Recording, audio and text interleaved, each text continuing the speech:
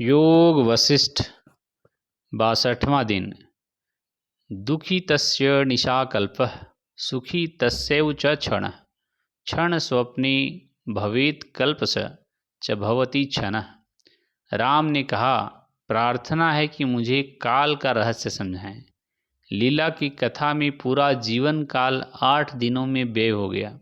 8 दिन के बजाय कभी 1 महीना भी लग जाता है। मेरी समझ में कुछ नहीं आ रहा, मैं परेशान हूँ।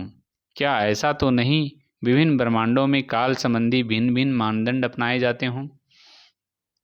वशिष्ठ ने उत्तर दिया, हे राम, व्यक्ति केवल उसी का अनुभव करता है जिसका चिंतन वह अपने भीतर अपनी बुद्धि में करता है।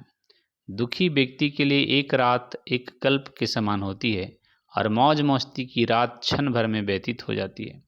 स्वप्न में एक क्षण भी एक कल्प के समान होता है, परंतु जिस संत की चेतना ने सीमाओं को पार कर लिया हो उसके लिए न दिन है और न रात ही। राम ने कहा, मैं और संसार की भ्रमपूर्ण धारणाएं अकारण क्यों उत्पन्न होती है?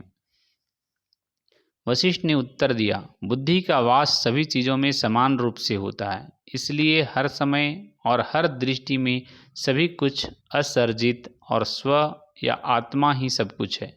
यहाँ सभी कुछ पदबंध का प्रयोग किया गया है, जो वस्तुतः आलंकारिक प्रयोग मात्र है। केवल असीम चेतना या ब्रह्म ही विद्यमान रहता है। जिस प्रकार कंगन और सोने में कोई भेद नहीं, उसी प्रकार असीम चेतना और ब्रह्मांड में भी कोई भेद नहीं। असीम चेतना स्वयं ही तो ब्रह्मांड है, परंतु ब्रह्मांड को असीम चेतना नहीं कहा जा सकता। ठीक वैसे ही जैसे कंगन तो सोने का बना होता है, परंतु सोना कंगन का नहीं बना होता। उस असीम चेतना में ही उसकी असीम प्रकृति भी अनाम रूप से अंतर्निहित रहती है। वही मैं और संसार के रूप में अभिव्यक्त होती है। जिस प्रकार बिना तरासे शिलाखंड में भी प्रतिमा स्थित रहती है, उसी प्रकार मैं और संसार की धारणाएं असीम चेतना में विद्यमान रहती है। इसी को सृष्टि कहते हैं। सृष्टि से कुछ और तात्पर्य नहीं होता। उस परम सत्ता या असीम चेतना में कोई सृष्टि नहीं होती। असीम चेतना की सृष्टि में संलग्नता नहीं होती, उसमें परस्पर संबंध विभाजन की भी बात नहीं। असीम चेतना की अपने हृदय में अपनी बुद्धिमत्ता होती है, परंतु यह बुद्धिमत्ता उस असीम चेतना से उसी प्रकार भिन्न नहीं होती जिस प्रकार वायु अपनी गति से भिन्न नहीं होती।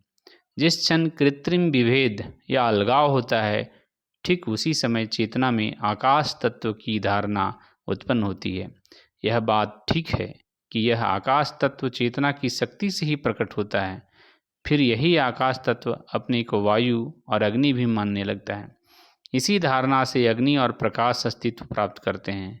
फिर इसी से नई धारणा जल के रूप में प्रकट होती है, जिसका अंतर्निहित शक्ति स्वाद है। फिर यही शक्ति अपने को पृथ्वी मानने लगती है, जिसकी विशेषताएं हैं गंध और घनता। इस प्रकार जल और पृथ्वी नामक तत्व उत्पन्न हुए।